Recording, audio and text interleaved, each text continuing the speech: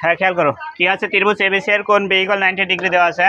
AB বাহু দেওয়া আছে 5 সেন্টিমিটার, বিসি বাহু দেওয়া আছে 12 সেন্টিমিটার। বের করতে হবে এসি এর মান। প্রথম ক নম্বর আগে ত্রিভুজটা আঁকালে এভাবে। হ্যাঁ উদ্দীপক থেকে ত্রিভুজটা আঁকালো।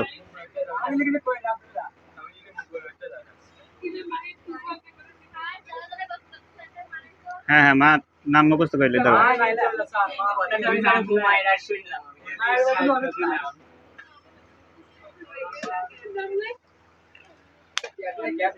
হ্যাঁ খেয়াল করো প্রথমে কি ক নম্বর বের করতে হবে কি এসি। এসি এর দৈর্ঘ্য বের করতে হবে, তার জন্য উদ্দীপক অনুসারে আগে চিত্র আঁকাবো। উদ্দীপকে কি কইছে প্রথমে ত্রিভুজ এবিসি, একটা ত্রিভুজ আঁকাতে কইছে, একটা ত্রিভুজ আঁকাইছে। এখন কোন ধরনের ত্রিভুজ আঁকাবো? ত্রিভুজ আছে সাধারণত আমরা তিন প্রকার ত্রিভুজ আঁকাতে পারতাম। একটা সমবাহু ত্রিভুজ আঁকাতে পারতাম, একটা সমদ্বিবাহু, আর একটা কি বিষমবাহু আঁকাতে পারি, আবার একটা সমকোণী আছে। কোন ধরনের আঁকাবো এখানে লিখে দিয়েছে। কোণ বি ইকুয়াল কি হবে 90 ডিগ্রি। তাহলে যে ত্রিভুজের একটা কোণ 90 ডিগ্রি তাকে বলা হয় কি সমকোণী। তার মানে সমকোণী ত্রিভুজ আঁকাবো। এবং আঁকা এই এ বি সি দেওয়াগুলো একটা নিয়ম আছে। আমি যদি এখানে সি দিতাম, এখানে যদি বি দিতাম, তাহলে এটা সঠিক হতো না। কারণ কি এখানে লেগেই যাচ্ছে বি সমান কি 90 ডিগ্রি। তাহলে যেখানে 90 ডিগ্রি আঁকাইছি সেই জায়গা বি দিতে হবে। তাহলে এটাই 90 ডিগ্রি কোণ, এই জায়গা বি দেবো। এখন এ তুমি এখানেও দিতে পারো, এ এখন আমি এখানেও দিতে পারি। প্রথমে বিটা দেবো কোথায়? যেখানে 90 ডিগ্রি হয়েছে সেই সোজা আগে বি দেওয়া লাগবে। মানে 90 ডিগ্রি কোণের সোজাই কি দেবো আগে বি। আর এ এখন আমি নিচেও দিতে পারি, উপরেও দিতে পারি, এটা কোনো সমস্যা নেই। এ নিচে দিলেও হবে, উপরে দিলেও হবে, কিন্তু বিটা এখানে দিতে হবে। তাহলে এবার ত্রিভুজ আঁকাইছে। এবার কয়েকটা বাহুর মান দেওয়া আছে। কি দেওয়া আছে? এবির মান দেওয়া আছে কত? 5 সেন্টিমিটার। এবি মানে এটা 5 সেন্টিমিটার দেওয়া আছে। আর বিসি দেওয়া আছে কত? 12 সেন্টিমিটার। বের করতে হবে কি এসি এর মান কত। তাহলে এই তিন বাহুর নাম কি কি জানি আমরা? অতিভুজ, লম্বার, ভূমি। যেটি বের করবো এসি নাম কি? এসি অতিভুজ। তাহলে অতিভুজ বের করতে হবে। কার সূত্র জানি আমরা? পিথাগোরাসের সূত্র অনুসারে লিখতে পারি। তাহলে দেখো পিথাগোরাসের সূত্র মতে ত্রিভুজ এ বি সি তে পিথাগোরাসের সূত্র মতে, সূত্র কি জানি আমরা? অতিভুজ স্কয়ার ইকুয়াল লম্ব স্কয়ার প্লাস ভূমি স্কয়ার। তাহলে এবির মান বসাও। এবির মান কত? 5, 5 এর উপর স্কয়ার। বিসির মান জানি 12, 12 এর উপর স্কয়ার। 5 এর উপর স্কয়ার করলে 25 হয়, 12 এর উপর 144 যোগ করলে 169। এই পাশে স্কয়ার, ওই পাশে যায় কি হয় রুট। 169 রুট করলে কত হয়? 13। তার মানে এসির মান হবে 13। ক নম্বর, যদি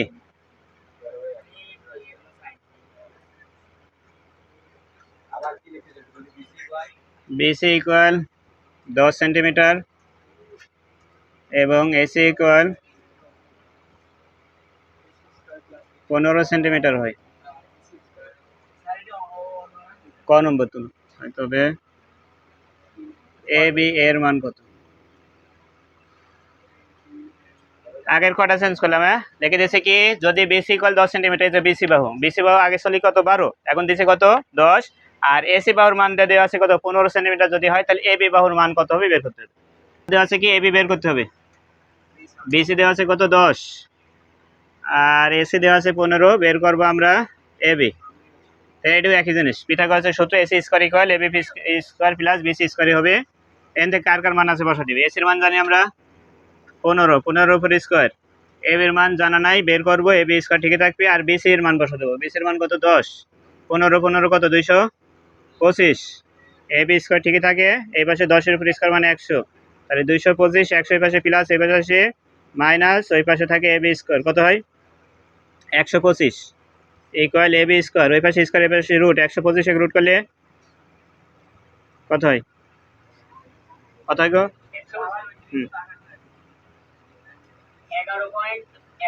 তাহলে 11.19। এই হচ্ছে কার মান? এবির মান। কি করেছি আমরা? বের করতে কইছে কি এবি। তাহলে এসি আছে, এসিও বসাইছি, বিসি আছে, বিসি বসাইছি, শুধু এবি রেখে দিছি। এখানে যদি আমাদের কি বিসি বের করতে কইতো, তাহলে বিসি ঠিক রাখতাম, এবির মান বসাতাম। হ্যাঁ যেটি বের করতে হবে সেটির মান রাখবো। রাখি দুই পাশে মান বসা। 15 উপর স্কয়ার করলে 225 হয়েছে। 225 এখানে 100, 100 এই পাশে আসে বিয়োগ করলে পারে হচ্ছে কত 125। এই পাশে স্কয়ার, এই পাশে রুট করলে পারে অ্যানসার পেয়ে যাচ্ছে। তাহলে এখান থেকে অনেক সময় আমাদের কলকে বিসি বের করতে দিতে পারে। মানে ক নম্বরে তিন বাহুর ভিতরে যে কোনো দুইটা বাহু থাকবে আর একটা বাহু বের করতে দিবে। সেটা কোন বাহু দেবে কোনো ঠিক নাই, যে কোনো একটা বাহু বের করতে হবে। পারবো? আচ্ছা আর একটা করো তাহলে।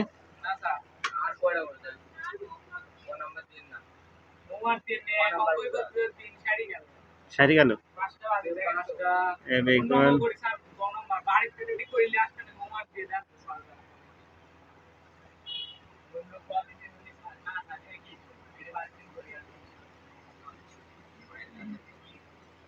দেখো যদি কি এবি ইকুয়াল 8 সেন্টিমিটার এবং এসি ইকুয়াল 10 সেন্টিমিটার হয় তবে বিসি এর মান কত?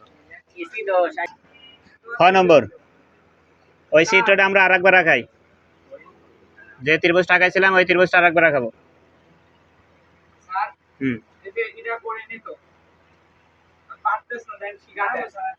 এ B C C equal theta.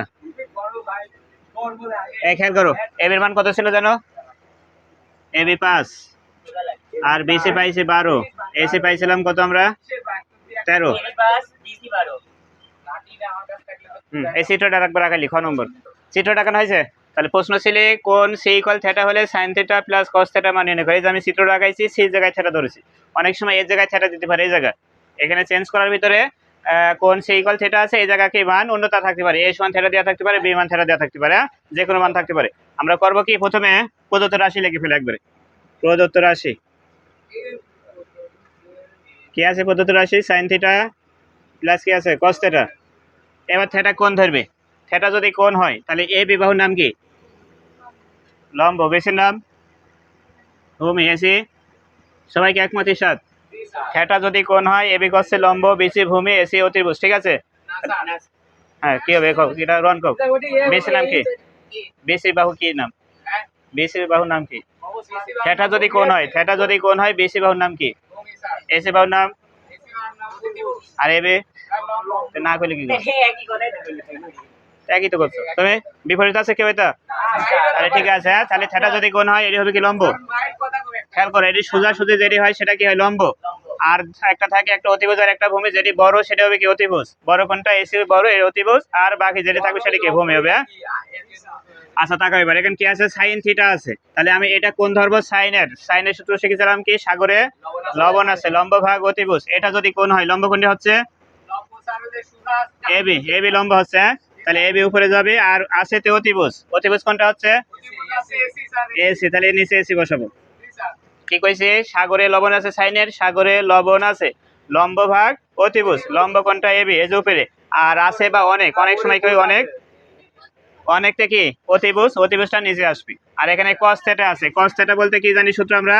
আবার ওই থিটাই কোণ কোণ, এখানে কোণ অন্যটা থাকতে পারে অনেক সময়, কখনো এক ধরা লাগতে পারে কোণ, কিন্তু এখানে ওই থিটা কি কোণ ধরতে কইছে, তখন এটাই এবার এটাই কোণ। আর কি কসের সূত্র কি জানি? কবরে ভূত আছে, ভূমি ভাগ অতিভুজ। ভূমি কোনটা হয়েছে এখানে? ভূমি কোনটা? বিসি। আর আছে তো অতিভুজ, অতিভুজ কোনটি হচ্ছে? এসি। খালি এই মানগুলো বসানো লাগবে, কোনটা কোণ ধরবো আর কোনটা লম্ব কোনটা ভূমি অতিভুজ বসা দিলে হবে। সাইনেটা কি জানি? সাগরে লবণ আছে, লম্ব ভাগ অতিভুজ। আর কসেটা জানি কি? কবরে ভূত আছে, ভূমি ভাগ অতিভুজ। এই মানগুলো বসা দিই। এবির মান কত জানি? 5, এসি 13, বিসির মান জানি 12, এসির মান হচ্ছে 13। লসাগু করতে পারি, লসাগু 13 উপরে 5 যোগ 12, তার মানে 17 ভাগ 13 হচ্ছে, এটা অ্যান্সার।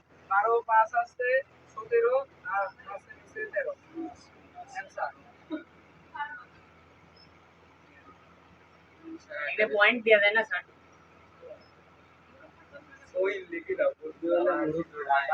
এটা করে ফেলো সবাই। দেখবো আমরা প্রদত্ত রাশি। প্রদত্ত রাশি কি আছে আমাদের এবার? Sec theta plus cosec theta.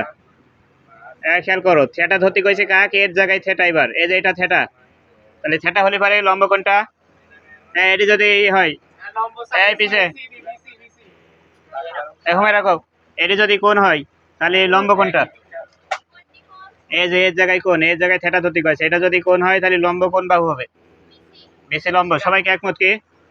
তাহলে এটা এই লম্ব, তাহলে আর একটা কি হবে? অতিভুজ আর একটা ভূমি। এটা বড় কোনটি? এ বি আর এসির ভিতর বড় কোনটা? এসি। এসি কি হবে? তাহলে এটা অতিভুজ, আর আরেকটা যে থাকে সে কি হবে? ভূমি হবে। হ্যাঁ তাহলে এটা হচ্ছে ভূমি।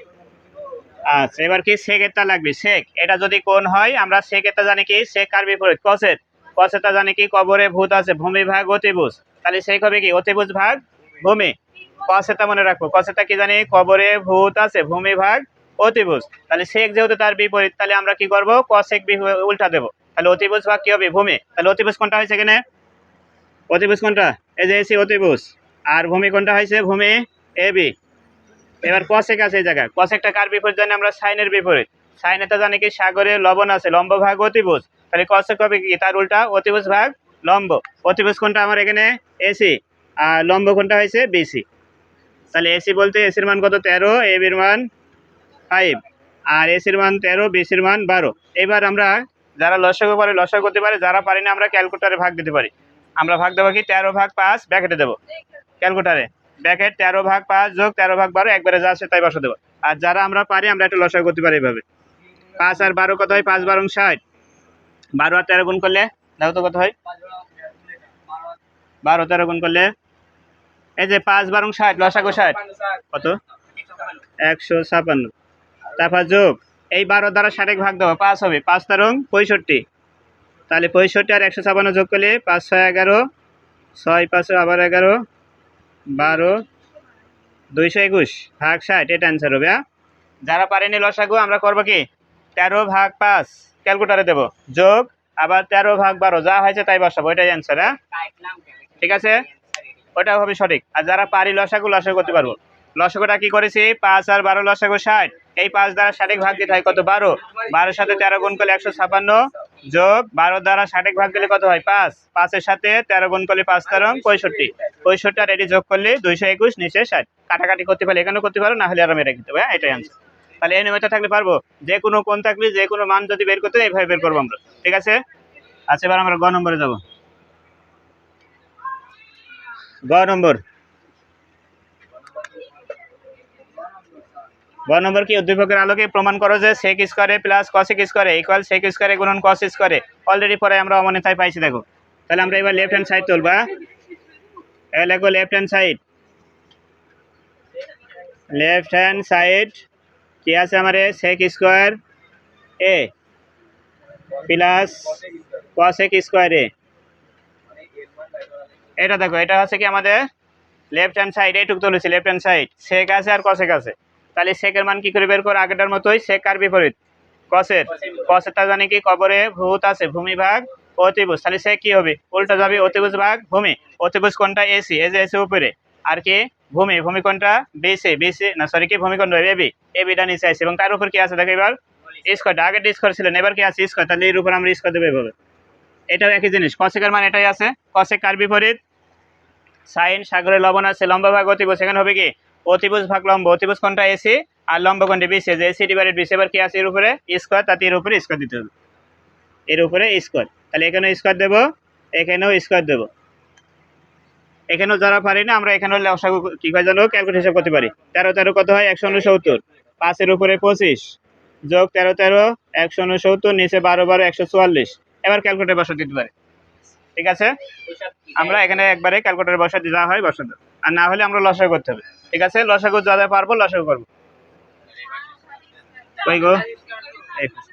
এই স্কয়ারটা দুইটার উপর ইকুয়াল। 13 এর উপর স্কয়ার করলে 169, 5 এর উপর স্কয়ার করলে 25, 13 এর উপর 169, 12 এর উপর করলে 144। এবার ক্যালকুলেটর একবারে কথা এখানে বসো। দেখ ক্যালকুলেটর দিতে কেউ আমার কাছে? 3600 লসাগু 3600। এবার কি করবে? 169 গুণন 144, 24,336 যোগ 169 গুণন 25, 4225।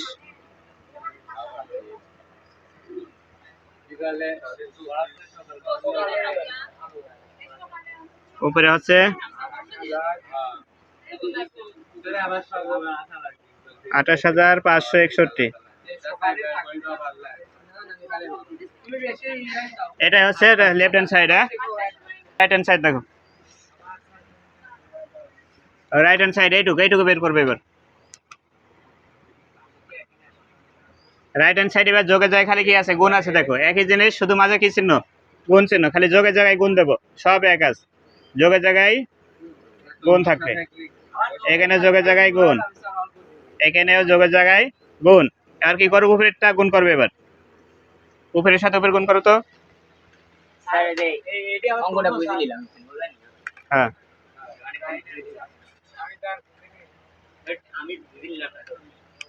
28,561। এখন কি করো? উপরের সাথে উপরে গুণ, 169 169, এই দুটা গুণ করবে। গুণ করলে 28,561। আর নিচে 25 আর 144 গুণ করবি, 25 আর 144 গুণ করলে 3600। কি করেছে এই পর্যন্ত ঠিক আছে। 13 উপর স্কয়ার করলে 169, 5 এর উপর 25, এই পাশে 13 উপর করলে 170, 12 উপর করলে 144। এবার কি করব, উপরের সাথে উপর গুণ, নিচের সাথে নিচেরটা। আগেটা ছিল কি প্লাস, প্লাস থাকার কারণে লসাগু করা লাগে, এবার মাঝে গুণ চিহ্ন আছে, গুণ চিহ্ন থাকার কারণে উপরের সাথে উপর গুণ করব, নিচের সাথে নিচে গুণ করব। ঠিক আছে, তাহলে উপরে কত 169 আর 169 গুণ করলে হচ্ছে 28561, আর নিচে এই 25 আর 144 গুণ করলে পারে কত হচ্ছে 3600। তাহলে দেখো লেফট হ্যান্ড সাইড আর রাইট হ্যান্ড সাইড মিলে গেছে আমাদের। অতএব left hand side equal right hand side, অতএব left hand side equal right hand side, এটাই প্রমাণিত।